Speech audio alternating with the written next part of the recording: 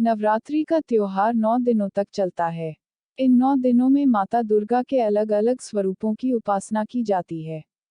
नवरात्रि के पहले दिन माँ दुर्गा को शैलपुत्री स्वरूप में पूजा जाता है। पर्वतराज हिमालय के घर पुत्री रूप में उत्पन्न होने के कारण इनका नाम शैलपुत्री पड़ा।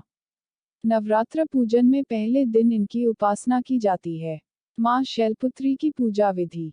माँ का ये स्वरूप बेहद ही शुभ माना जाता है। इनके एक हाथ में त्रिशूल और दूसरे हाथ में कमल है, और ये देवी वृषभ पर विराजमान है, जो संपूर्ण हिमालय पर राज करती हैं। नवरात्रि के पहले दिन माँ शैलपुत्री की पूजा करने के लिए इनकी तस्वीर रखें और उसके नीचे लकड़ी की चौकी पर लाल वस्त्र बिछाएं। इसके ऊपर केसर से शम लिखें और मनोकामना पूर्ति गुटिका रखें। इसके बाद हाथ में लाल फूल लेकर शैलपुत्री देवी का ध्यान करें और इस मंत्र का जाप करें। ओम ह्रीं क्लीं चामुंडाय विच्चे ओम शैलपुत्री देव्यै नमः। मंत्र के साथ ही हाथ में लिए गए फूल मनोकामना गुटिका एवं माँ की तस्वीर के ऊपर छोड़ दें। इसके बाद माता को भोग लगाएं तथा उनके मंत्रों का जाप करें। यह जप कम से कम 108 बार होना चाहिए। आपको इस मंत्र का जाप करना है।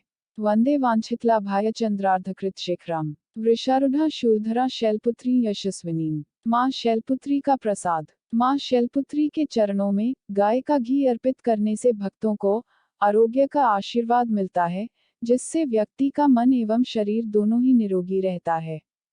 माँ शैलपुत्री की कथा। एक बार प्रजापति दक्ष ने एक बहुत बड़ा यज्ञ किया। इसमें उन्होंने सारे देवी देवताओं को अपना अपना यज्ञ भाग प्राप्त करने के लिए आमंत्रित किया, लेकिन शिवजी को उन्होंने इस यज्ञ में निमंत्रित नहीं किया।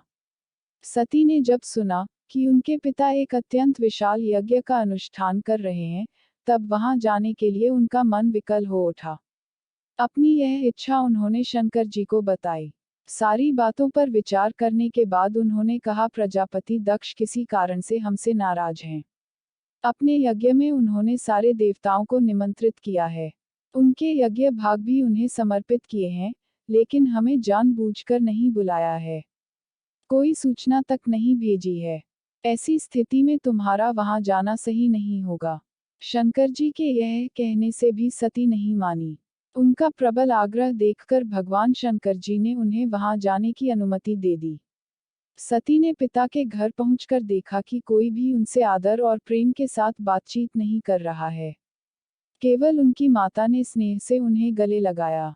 बहनों की बातों में व्यंग्य और उपहास के भाव भरे हुए थे। परिजनों के इस व्यवहार से उनके मन को बहुत दुख पहुंचा। यह सब देखकर सती का हृदय क्षोभ, ग्लानि और क्रोध से संतप्त हो उठा। उन्होंने सोचा, भगवान शंकर जी की बात न मान, यहाँ आकर मैंने बहुत बड़ी गलती की है। वे अपने पति भगवान शंकर के इस अपमान को सहन नहीं कर सकी। उन्होंने अपने उस रूप को उसी क्षण वहीं योगाग्नि द्वारा जलाकर भस्म कर दिया। वज्रपात के समान इस दुखद घटना को सुनकर शंकर जी ने क्रोधित होकर अपने गणों को भेजकर दक्ष के उस यज्ञ का पुनर्तः विध्वंस करा दिया। सती ने योगाग्नि द्वारा अपने शरीर को भस्म कर अगले जन्म में शैलराज हिमालय की पुत्री के रूप में जन्म लिया। इस बार वे शैलपुत्री नाम से विख्यात हो रहीं।